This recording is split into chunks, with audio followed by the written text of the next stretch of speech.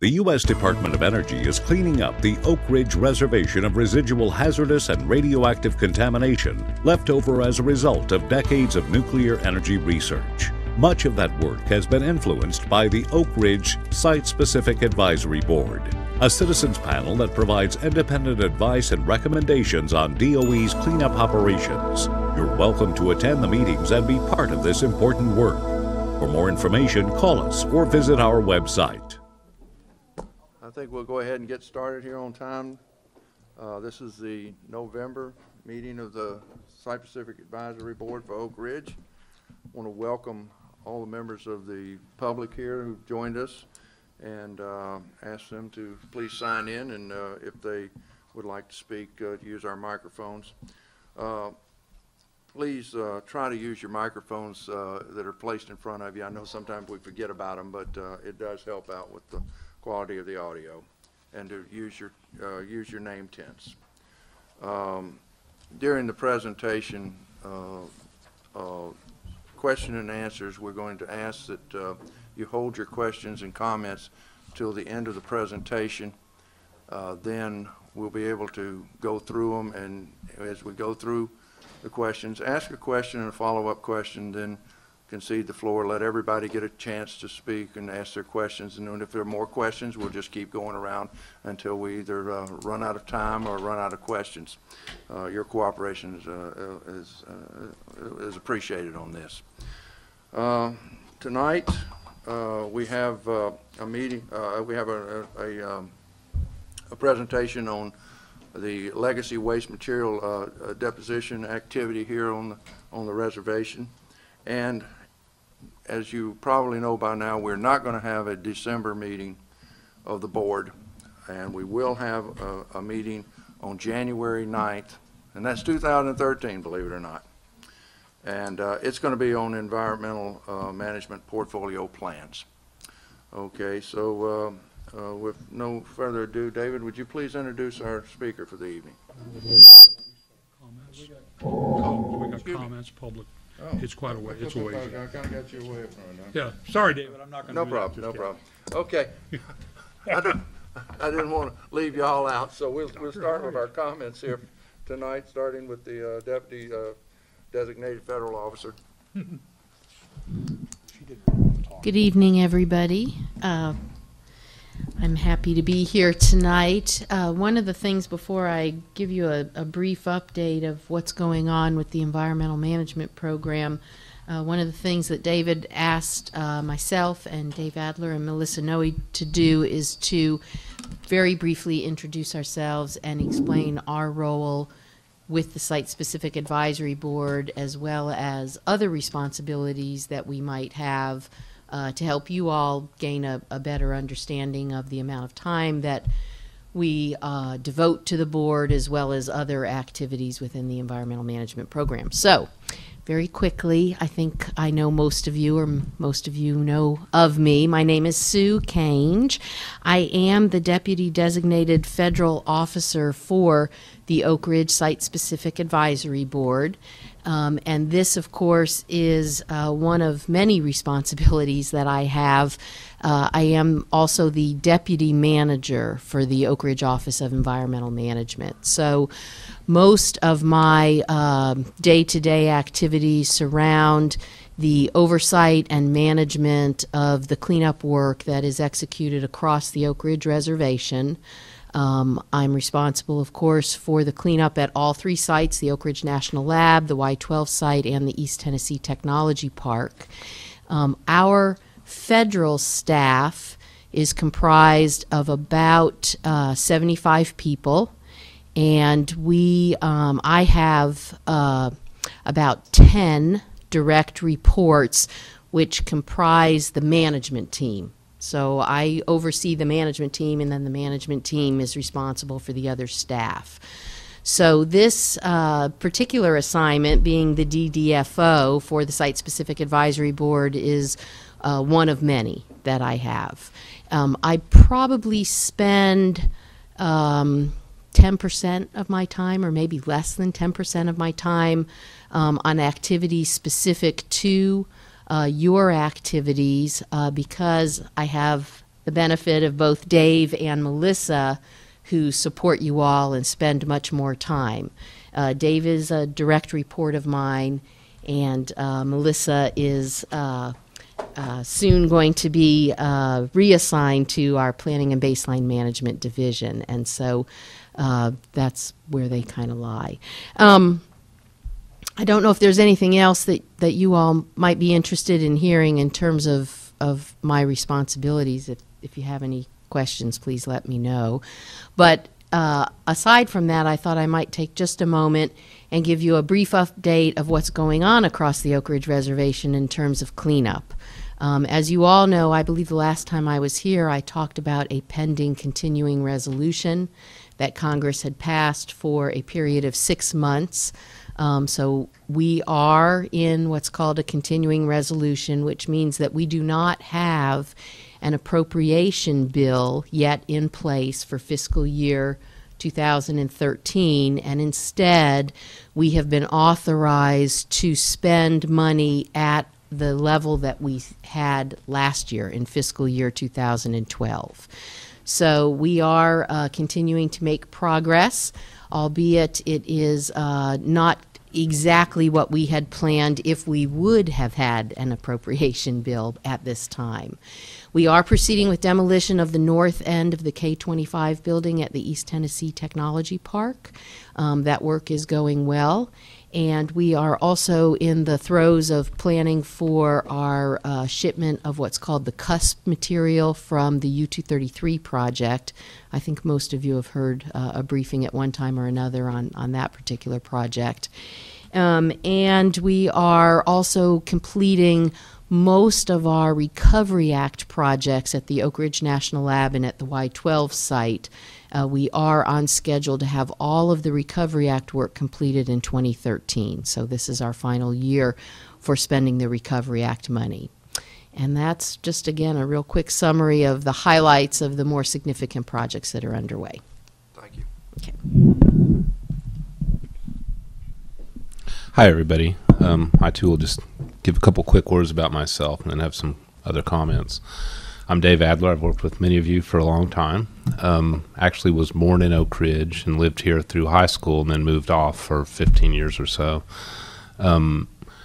My work for the past 28 years or so has all been in the environmental industry. I worked for a while in the private sector. I worked for a while in the not-for-profit sector. I worked for the state of Michigan, Department of Natural Resources. Then I worked with the Environmental Protection Agency, back to the private sector, and then with DOE. While with DOE for the past, I think it's 20-something years, I've been in the environmental biz the whole time. I've worked at all of the different sites and worked a fair amount for several years on sites that are outside of Tennessee. My position with the board is as the DOE liaison, which basically means interlocutor between DOE and the board, hopefully provider of good information and helpful to the board. I also have the title of alternate DDFO. Excuse me. So should Sue not be available to chair a meeting, these meetings cannot occur unless a designated federal official is here. I am authorized to be present and to allow the meeting to proceed, so that's why I have that additional title. I'd guess I spend about 20 to 25% of my time associated with board activities. Again, have the benefit of Melissa and others to help make it all work, so I don't have to spend more time, though I do really enjoy my work with the board. In the time that I'm not working with the board, my work is largely focused on regulatory affairs. I'm involved with working with EPA in the state of Tennessee to hopefully ensure that one of our clients in this cleanup program are happy customers. So that's the background on me. I wanted to, as my comments for the night, I just wanted to mention, many of you are probably aware that we are engaged in something called an informal dispute that was initiated by EPA over milestones and how milestones are created. I really think the word informal dispute sounds more dramatic than things actually are. What's happened is that because of the funding constraints that Sue just mentioned under the continuing resolution, we are unable to afford the pace of activity that we had hoped to afford. And some of our projects have to be slowed some. When that happens, we have to negotiate changes to our regulatory milestones. That is moving along okay. We're not done, but on November 9th, we sent out a letter to EPA and TDEC proposing to extend, I believe, 3 milestones associated with the K25-27 project, again, because we're running at about $20 million less for the first 6 months than we'd hoped to add some enforceable milestones generally associated with the cleanup of the area surrounding the industrialized portion of the K25 site, and then to do some other adjustments in the out years associated with milestones. So now EPA and TDEC have the opportunity to review those proposals and get back to us. But I just wanted to acknowledge that there is a little bit of a wrestling match going on over how to readjust the milestones in response to the budgetary situation. It's not routine, but not unusual circumstance. We've been here many times before, and I'm sure we'll hopefully wrap it up before too long. That's it for me. Thank you. Let's move on over to the EPA and TDEC. Roger, you have anything for us today? My name is Roger Petrie. I'm the FFA program manager with TDEC. I'm sitting in for John Owsley tonight. He's the TDEC liaison. My job is to interact with Dave on a lot of the activities he just described regarding setting milestones and setting schedules and trying to proceed in a friendly and coordinated manner so that we all get along. John's job is he's a deputy director of our division of remediation, which we are a part of. He is the head of our DOE oversight office here in Oak Ridge. He probably spends 5 to 10% of his time dealing with issues and preparing for issues that you all bring up. Right now, as Dave said, there's an informal dispute going on at our level, and as Dave said also, it sounds much more dramatic than it really is. It's part of it's procedural, like how do we make milestones, how do we create them, and how do they move forward each year, and then the other part is specifically what are we going to milestone right now, and most of the milestones that we are discussing are related to the K25, K27 project. And hopefully within the next few weeks we will have that topic resolved, and Congress will do something hopefully that will resolve a lot of our issues. But right now we're just sort of in a holding pattern waiting to see what happens. That's all I can think. Thank you. I'm Connie Jones, and I'm the EPA liaison, so I am the one that coordinates issues and activities that the board may have with the EPA. I am also remedial project manager for the K25-27 project. So these issues that Dave and Roger have talked about, they may begin at my level, but it gets resolved at their level in terms of informal dispute. I've been working with the board since 1998. So there's been a range of issues presented to EPA, and my job is to make sure that I get the information and get it back to the board when asked. And I've seen the development of the board over the years, so this is a very savvy group, and I think a lot of the hard issues that have been addressed in terms of the community's concerns have been done so well in the past, but I'm here to be able to assist you in understanding the roles of EPA, the responsibility that EPA may have with cleanup of the Oak Ridge Reservation. Okay, I think it's time for us to open the public comment period. The public comment period is now open. Norman Mulvellen has signed up to speak.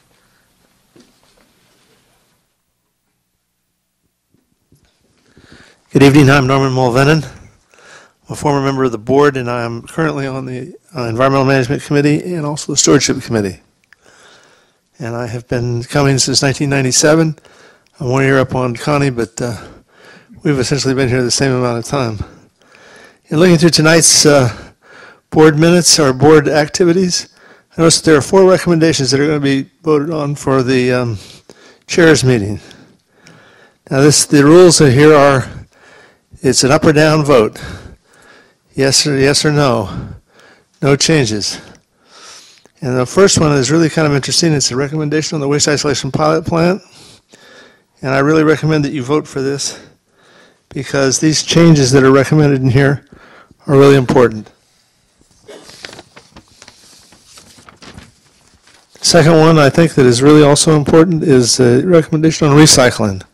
This goes back to an issue that we had with the Secretary of Energy at one time about something that happened here in Oak Ridge.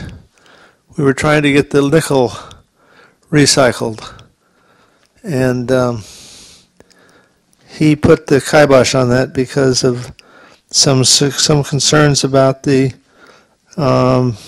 residual activity that was present if it was actually let out into the environment out for recycle purposes. So I really recommend that you vote on that too. Yes.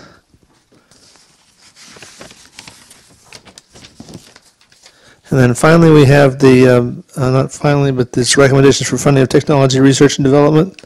That's also a big yes too. It's kind of a no-brainer because the R&D activities that go on are the things that supplement our activities in remediation and cleanup.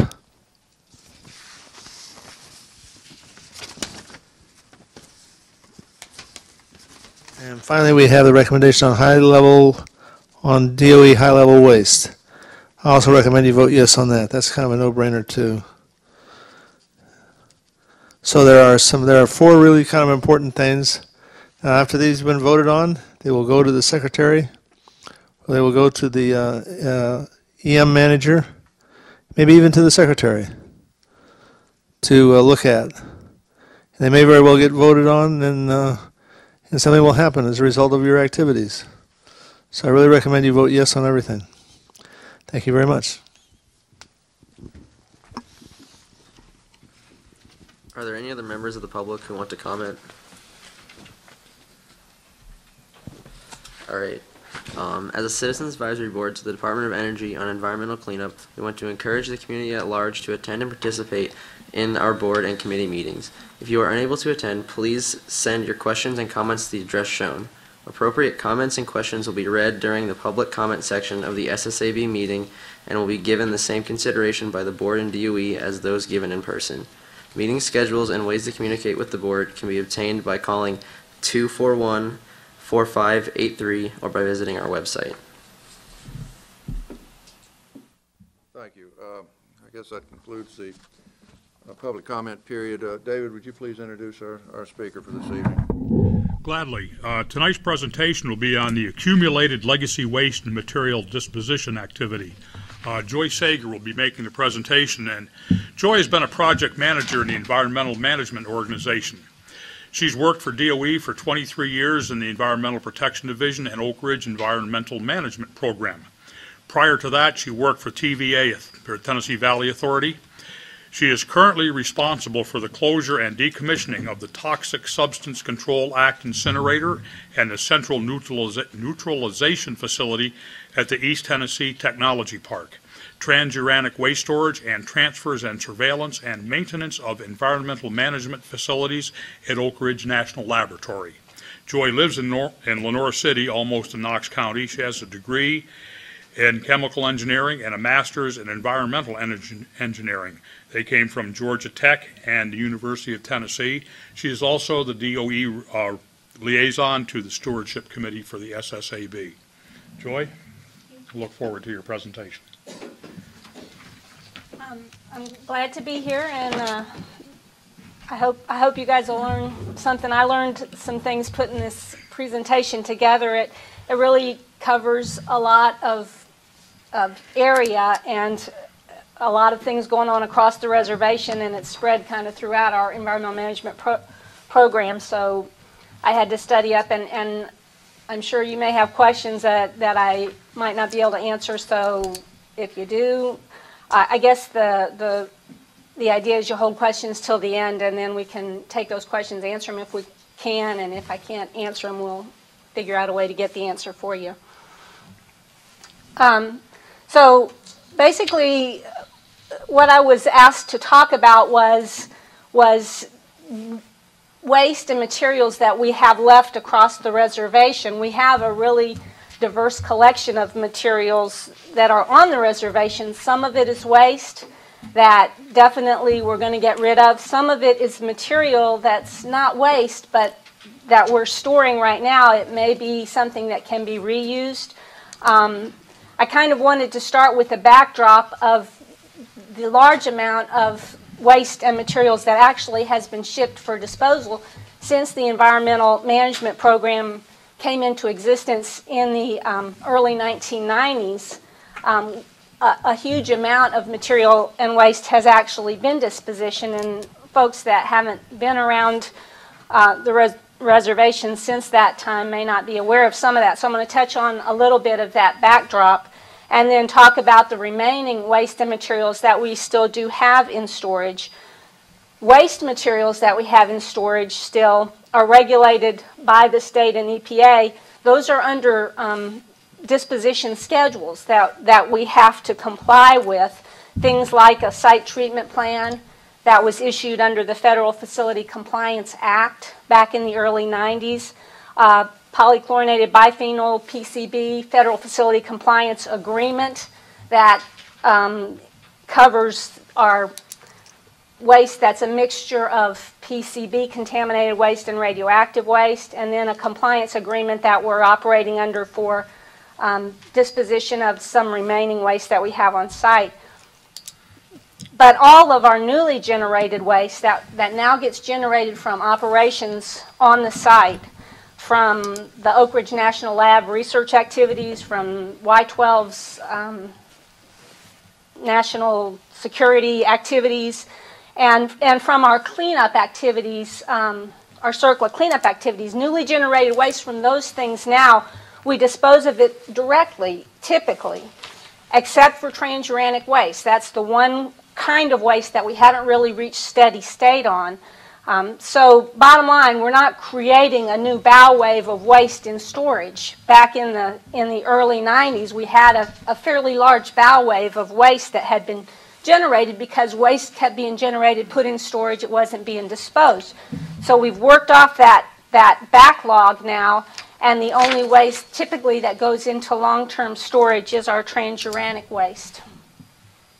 So again, backdrop, we actually had, as I mentioned, a huge backlog of mixed waste. That's waste that's both radioactive and had a hazardous waste component to it. And that was regulated under the Federal Facility Compliance Act. So we had a milestone, series of milestones, but really the final milestone to get rid of that backlog was in September of 2005. To meet that backlog, we had to get rid of 22,000 containers of low-level waste and 4,000 containers of mixed low-level waste and dispose of all that. And that took a long time. We worked at that for 10 years and got rid of a lot of that waste. So here you can see this graph shows the work off of that inventory basically ending in 2005 with the exception of one remaining waste stream there that's also regulated under CERCLA, the DARA soils, Disposal Area Remedial Action soils. So anyway, that kind of gives you the background of where we came from in terms of getting rid of waste. Another example of a large work-off was the removal of the uranium hexafluoride cylinders that occurred. We had thousands of these on site and had to go through a process of shipping these off site. Again, that happened in the 2005 time frame that all of these cylinders were shipped off site. So we do have some waste left, not nearly as much as what we've gotten rid of, but we do have some waste left.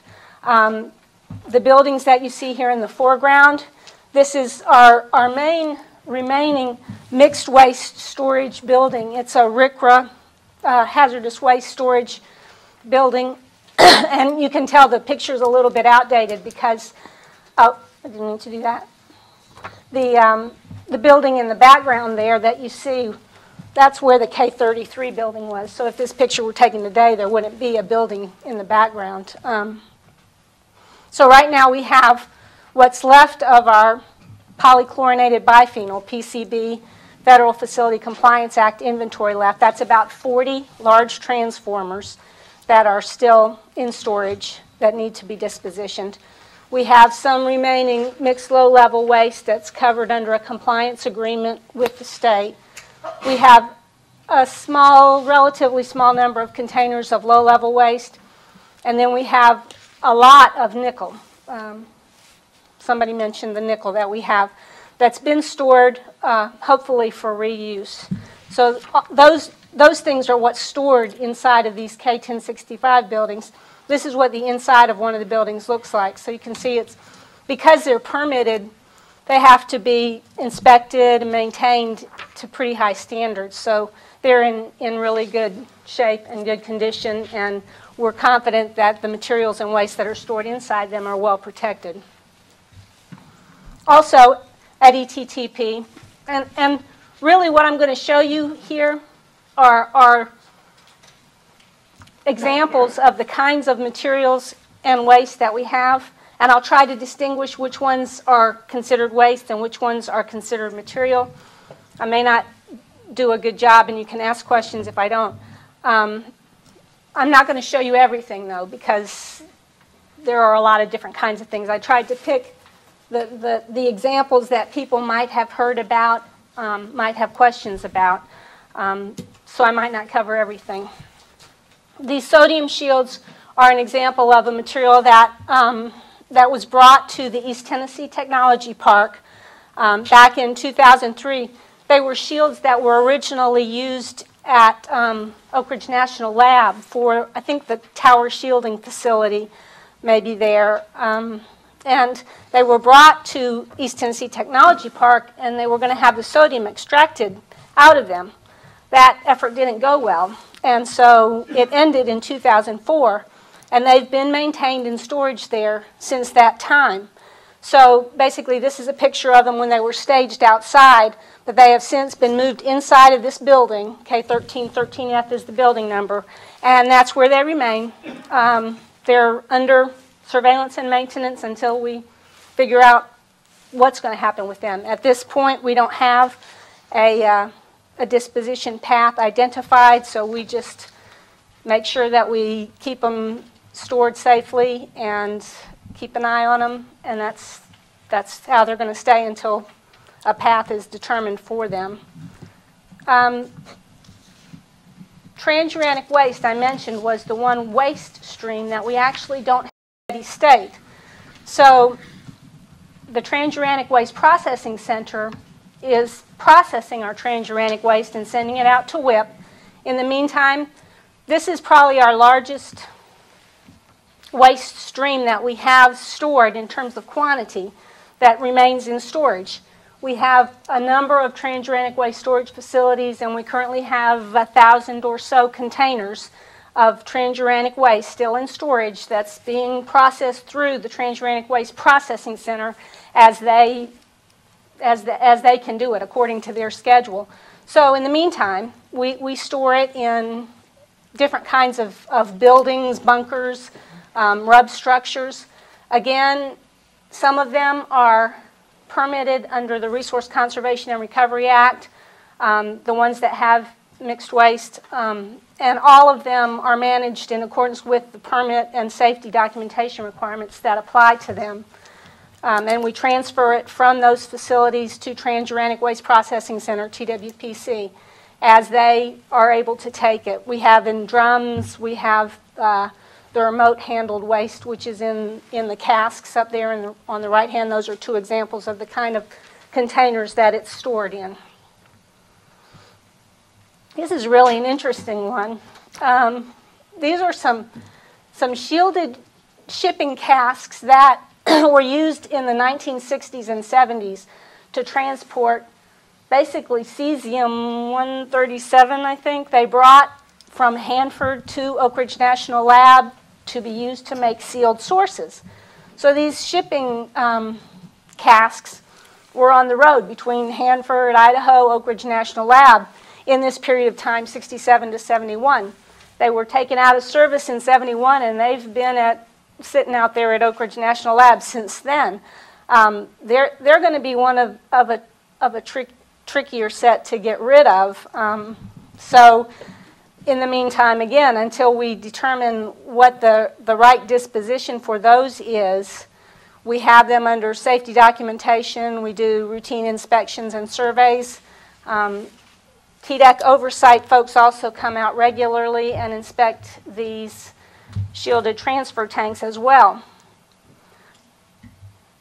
7822 KPAD is another storage facility that we have at Oak Ridge National Lab.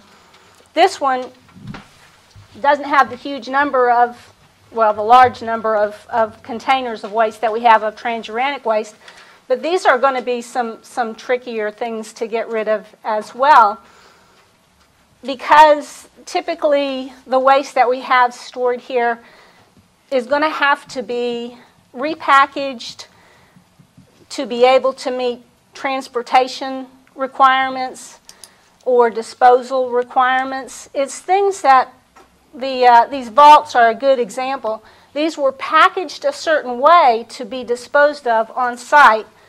IWMF was, I think, Interim Waste Management Facility. It was a low-level waste disposal facility that was actually operated at Oak Ridge National Lab, where low-level waste was disposed of in accordance with DOE's orders and requirements. And the waste had to be packaged a certain way to be disposed of there. So they came to a point in time where they were shutting down that disposal facility. They had 26 of these vaults already packaged that didn't make it into the disposal facility before that disposal facility at Oak Ridge National Lab was closed. So we have these vaults that have been packaged. They don't meet current DOT requirements to be put on the road to go be disposed somewhere else. So in order to be able to dispose of them, we're going to have to get them somehow repackaged. So that's one example. Cesium casks is another example. Some of you may have heard back when we were cleaning up what was called the K770 burial ground at ETTP. We found a surprise. It was these cesium casks. And those have been repackaged into protected storage boxes and casks and shielded containers, but they're sitting on the 7822K pad now as well. Most of the waste on that pad, eventually we're going to have to get it into a hot cell facility to be able to repackage it and get it ready to be disposed. So in the meantime, until we can get access to a hot cell facility, which could potentially be at the Transuranic Waste Processing Center once they finish their transuranic waste mission. There's different options that may be available, but until then, again, they're kept under appropriate safety documentation. We do the inspections on them to make sure that things are staying where they need to and staying safe. TDEC, the state oversight folks come out and inspect that when they bring their survey instruments and take readings there as well, periodically. This is the last kind of oddball one that I'm going to bring up. The well driller steam cleaning facility is a weird title. It was basically a big gravel yard where the folks that did groundwater well drilling used to clean their equipment. They don't do that there anymore, but we store material on that pad because it's a good out-of-the-way location that we can keep an eye on. So again, we have these shields and equipment, this beryllium reflector, that we're not sure what the end disposition of those will be. So we're kind of keeping an eye on them until we figure that out. Again, they're inspected, and if we need to do maintenance on these sea-land containers, if they occasionally develop any kind of issues, leaks or whatever, that's repaired. So we do the inspections and maintenance on these, and then the state folks come out periodically again, check these, keep an eye on them. So those are examples of the kind of more difficult things that we have left that eventually we're going to have to deal with. In the meantime, we're going to keep them safely stored and monitored and inspected. It's going to be challenging to get rid of some of them. And that, of course, competes for funding with our ongoing cleanup and demolition activities. So we work together with the regulators to determine, where's the risk, where do we need to spend our money, if these materials and waste are safely stored in the configuration that we have them and can sit there for a while we address some of the more immediate risks, then that's likely what will continue to happen. So. Okay, thank you. Open for questions? Dr. Hatcher. I have a couple of questions. Okay. Just for clarification, on your 7822K pad, Yes. what are those vaults composed of that you mentioned? Yeah, those at the top right. What are they composed of? Yeah, what are they made of? What kind of material? They're concrete. They're concrete, okay. Yes. That's clear. And then the second question is, at your well drillers steam cleaning facility, they said that radioactivity is present in the form of activation products. What does that mean, please? Well, my understanding is that when these shields get used in reactors, and I'm not a nuclear engineer, so I don't really know, but I think somehow the components get activated in the shields. So they're not radioactive materials, they're activated. There you go. Jimmy can tell us all about it. Mr. Bell. On Bob's question, one of the problems in that in those sodium shields was tritium, and I guess that's still a problem, even though it's been 2 or 3 lifetimes away. But at one time, the idea of reusing that sodium, which was going to really hurt the sodium market, was disallowed because of the tritium buildup. With respect to the UF6 cylinders, are they all gone? Yes. Where are they? Good grief. I'm not sure I know the answer to that. They're mostly in Paducah. Portsmouth, Ohio. Still in the same.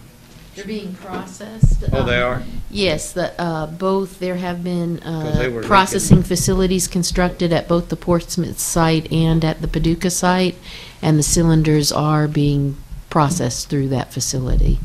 Thank you. Next, please. What is the plan for the PCBs? The Disposal of it? Right. The only waste that we have remaining that are under our PCB Federal Facility Compliance Agreement, I believe, are these large transformers. And I think that they will be flushed and then disposed. They may already have been flushed, actually. I'm not sure. I can find out, but What does flushed mean? They put a fluid through them to remove any residual PCB fluids, and then what did they do with the PCBs? Those would be incinerated, I assume. Yeah. That's the part I'm not clear on. I don't know whether these particular transformers have been flushed or will need to be, but I can find that out for you. Sure. One more on the sodium shields.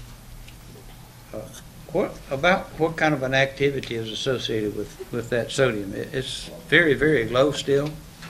I don't know that either. I have to get back. Jimmy, I believe the radioactivity associated with shields is pretty low.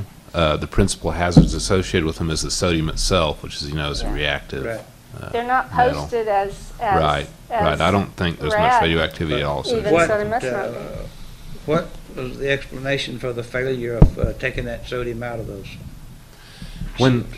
yeah, Joy didn't go into it much, but when they attempted to mine out the sodium from the shields, the job went poorly, as she said. In fact, basically they had an uncontrolled Burn. exothermic reaction. You know what sodium does when it's allowed to mix with water and a little bit of air. So there was a lot of smoke produced. We had an area of the plant that was shut down. I guess the contractor that was doing that job was essentially taken off that job, and the material was put back into safe storage. Because it was a direct reaction of the sodium with the environment, with the water in the With environment. water in the environment, right. They were unable to keep it sufficiently blanketed or do whatever needs to be done to prevent that type of a sodium reaction from taking years ago, place. a proposal was to put that sodium through sodium hydroxide to keep it from exploding, and that's still a good way to get rid of it. Yeah, there are methods for safely managing that material. Yeah, so far, It just costs money. it's still a And- money problem. Right, well, yeah, it's basically a competition between, do we take on this material that is, we believe, safely stored for the time being, or some other project. And when we have materials in the ground or contaminated old buildings that are deteriorating relatively rapidly, these have not been as high a priority. But it ultimately needs to be done. The total workload associated with all the different materials that Joy has shown tonight certainly runs into the tens of millions of dollars. So I would think, though, that the hazard level associated with the sodium exceeds most of these other hazard levels. well, if it's safely stored, the hazard level can be very low. A lot of our facilities are literally deteriorating old facilities. You look at the K-25, K-27 building, the wind and rain washes right through it, and the equipment was pretty much abandoned without. Not good for sodium, is it? Yeah. Where is that transuranium storage facility at extent, roughly? The transuranic waste storage facilities Yes. are in Melton Valley. Is it near Heifer? Near They are True? they're kind of between Heifer and Highway 95, just kind of north of the Transuranic Waste Processing Center. There's an area in there called Solid Waste Storage Area 5, SWASA 5. They're primarily located in that SWASA 5 area. Mr. Chairman, I have a couple more if you'll bear with me, Well, can we get you on the next round then? if you insist. I don't insist, but I'm just asking. All right, in that case, Ms. Cook? My questions have to do more with, of the materials that are considered waste, okay, and the fact that they're not circular waste, and this is more of a logic issue to me. If we have an on-site cell, which is designated for circular waste only, would there ever be the potential of putting non-circular waste in that cell instead of having these materials and waste sitting around waiting for someplace off-site to send them? I'll let Dave answer that one. That's a good question. When that facility was built, an agreement was made that it would be used exclusively for circular material and generally for circular material generated on the Oak Ridge Reservation. Some exceptions were made to allow facilities, waste from some sites in the Oak Ridge area basically to be brought in. Specifically excluded from the allowable waste streams were non-circular waste. Now, when you really get into what is or isn't a circular waste, there are some gray areas, and some gray areas have been brought in with the agreement of the state and EPA. In order to do that, in order to bring some of these wastes, which technically are compatible with the facility, it's really just a pedigree thing. It's not a chemical or radiological hazard thing. In order to bring that material into the on-site disposal facility, we would have to structure new agreements. We would have to modestly revise our current agreements with EPA and the state for the operation of that cell. But it certainly could save large amounts of money. There are some benefits to doing that. Another opportunity for exploring that, i.e. on-site disposal of some of the material that might be compatible with local disposal, but for the pedigree issue, could be on the next cell. You know, on the next cell, we haven't structured exactly what it can and can't take, so that might be another way of approaching it. But I guess that's the long answer. The short answer is right now we have agreements and acceptance criteria that preclude that. It's something that's probably worth exploring just because the potential cost savings could be so high, but it would have to be coordinated closely with the people we've made our agreements with. So. Thank you, Joy.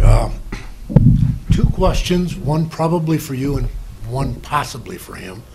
When you were talking at the beginning about the low-level waste, mixed waste, you used the term a relatively small number of containers. Okay. Is that 5,000, 50, 100, 2 million? Hundreds, several hundred. That to me is not relatively small, is the reason I asked. And I guess I was comparing it to the 22,000 that we had disposed of. So in comparison to the number that we had already disposed of, that's my relative. I understand. Now I just wanted to clarify. Yeah. And the second, because I know you talked about sequencing with funding, do you all have a target date when this will all be over with? Or is it one of those floating dates that's nebulous because of we don't know the money? It's probably more of the latter than it is the former. I can stop there, but I can add a little to it. You don't have to. Okay.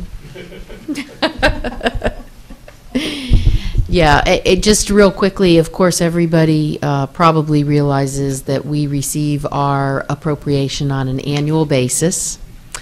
And I think we've brought up before that we are currently receiving about $420 million a year, which sounds like a very large amount. But we are down from what was our average prior to the Recovery Act, which was more in the $520 million a year range, just to give some idea of what we're talking about. But yeah. And again, it all goes back to what Joy said and what Dave said, which is these materials are in safe storage. And low priority. And it's a matter of prioritization. Yes. Thank you. I really enjoyed that presentation, thank you very much, but I'm very interested in the recycling aspects, particularly since you mentioned there's nickel there and various other things, and now I've just read that the amount of nickel in this coin is worth 8 cents, and I can't put that together in my mind. Yeah. But how do you go about determining whether something is worth recycling? Is there a think tank, or what goes on? So this is not a direct answer, but I'll get there. There obviously is a process for evaluating the value of materials and determining whether the most cost-effective way to address them is either to just dispose of them as waste material or to hopefully sometime in the future be able to recycle them for reuse. There are current suspensions and moratoriums that are in place that I think Mr. Mulvaney mentioned briefly in his opening comments that prevent the department today from being able to recycle and reuse any materials that came from a radiologically contaminated area.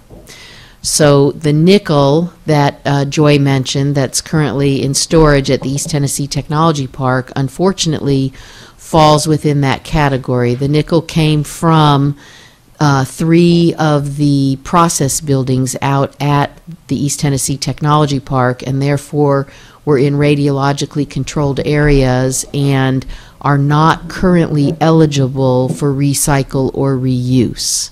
There are very strict restrictions on that. However, we're storing the material because it has a very high value. And there is the hope that someday, hopefully not too far in the future, that the moratorium and the suspension will be reevaluated and perhaps lifted so that we can recycle and reuse those materials rather than burying them. Applause. You have a follow-up question? Okay.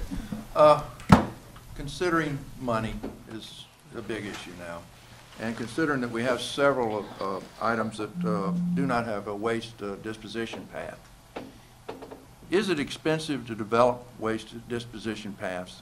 And is it better and cheaper in the long run to develop those paths now than to put it off? I'll start, and then Dave may want to. Right. So what you suggest, of course, is a smart and prudent thing to do. It often the time needed to develop disposition paths is directly related to the type of material that you're trying to disposition. And I think some people may in the room may be aware of the amount of time and certainly the amount of money that the department has dedicated over the past several decades to identify disposal facilities and or disposition pathways that have been acceptable and where the public has been willing to have them be constructed and operated. So we know the WIP facility is one that currently is a success story for the department, where our transuranic waste is being shipped and disposed. And of course, we probably have all heard about Yucca Mountain, which is another disposal facility which is not a success story for the department. So typically, it is a lengthy process that is often costly, and so it's prudent to do things as early in the process as we possibly can. Now, that's only for specific types of materials. There are many other materials that we are dispositioning today. The CERCLA waste, of course, is going to the on-site CERCLA disposal cell. We have a series of sanitary landfills located at the Y12 site where we dispose of a lot of other materials as well. So it somewhat depends on the type of waste that you're talking about in terms of the difficulty in identifying a pathway and the time that it takes to actually put that pathway in place. So. Thank you. Add just a little bit. Most of these waste streams, there are solutions available. The issue for many of them isn't the absence of a disposal facility, it's the absence of a conveyance method to get them to that facility. All these wastes are things that, for the most part, there are existing disposal facilities for. The trick is getting it there, and it makes sense that a lot of attention be paid to transporting them safely. Once those casks make it out to the desert and are covered up, they're not going to be a problem. But getting them there, they could make a mess if they're not properly contained and transported. So it can be done. It's expensive. In some cases, you have to take the cask or the vault and disaggregate it, bring it into hot cells and cut it up, and find a suitable transportation system to move it out there. Unless you're sometimes, though generally thinking ahead and planning ahead is a sensible thing to do, in an environment where the regulations associated with transportation shift, if we're not going to do the work for 10 or 15 years possibly, or 20, sometimes you can overplan because you set your plan, and then by the time you're ready to do it, the rules have changed and that cask is no longer the allowable cask or something of that sort. So. Thank you. Mr. Bell. I have a couple more questions, and then I'd like to make a comment on that nickel recycle. And when I make those comments, I hope you guys will correct me if I say something that you don't like. On slide 10, those shielded tanks for cesium transport, they're all empty. Well, they have in them still an ion exchange resin. The way it worked was they went out to Hanford and they processed material through an ion exchange resin, got the cesium, brought it here, eluted the cesium out, but the resin is still in there, and 1% or whatever amount of the cesium-137 could not be eluted because that's not going to be 100% efficient. It is still in there. So there is still the radioactivity in those to deal with. On slide 11, those vaults that you're talking about, that requires that it goes into some kind of a hot cell before you can treat it. Maybe, depending on again, and this is kind of what David was talking about. We got to figure out how to get them into a configuration that can meet an off-site disposal facility WAC if they have to go off-site, and that can be put on the road for shipment. So but these concrete vaults are not ready for shipment as they are now? No, they were packaged for disposal because they were going to be disposed of in that on-site disposal facility at Oak Ridge National Lab. So they were packaged to meet that criteria. Excuse me. But to think about opening those things inside of a hot cell, you don't, if it's bad stuff in there, you wouldn't open it unless you are in a hot cell. To do that and then take it out and work on it, you still have to dispose of the cast. Yeah. That's one magnanimous.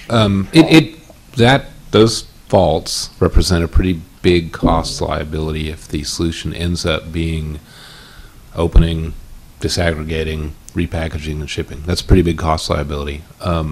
As Joy mentioned, there's a hillside out in Milton Valley that has a couple hundred of those casks buried in it now. These just didn't get in before that facility was closed. So they're, that's one, but they are not circle-aways. So that's one where we want to probably think about what our options are and look at cost opportunities and offsite opportunities. But it is true that if we further complicating the disaggregation is that a lot of them, that one of the practices employed, I believe, I'm not sure all of them were subject to this, but the materials were grouted in place. Items would be placed into it, they'd be grouted in place. It's grouted inside? Yeah, okay. A lot of them are grouted up. So. On that same slide, that bottom cast down there, is it also empty? I'm not sure we know that at this point. And where did that thing come from? For it to be located at K25, it just blows my mind. It's a mystery, isn't it? I'm not sure. I mean, that's... Connie may know more about this than I do, but it was basically discovered as they cleaned up the big scrapyard out at K25. But they were really goofed up by shipping something like this to K25 years ago. Well, one of the things I think you might want to remember is that, and correct me if I'm wrong, Dave, ETTP basically had no mission, so it was easy to place things there. And there was a lot of material stored at the scrapyard, so we don't know when they got there. I think we recovered a total of maybe 3 to 5 casks. Was it in the scrapyard? It was in the scrap pile. When they started to go through and dig up they had the scrap piles, and they were actually, were able to locate 1 or 2. One got by because of all the material, so they did not notice that they were there until they started mining the piles that they had excavated. Right. And so when they went through the sort to make sure that they found anomalous material, that's how they were able to locate some of these casks. And so by them not being able to dispose of it, they really couldn't complete the project because the completion documents have to say everything has found its home. So in order for us to complete that project with the scrapyard, DOE sent them to ORNL so we could close that part of the project. So this ended up in the waste management.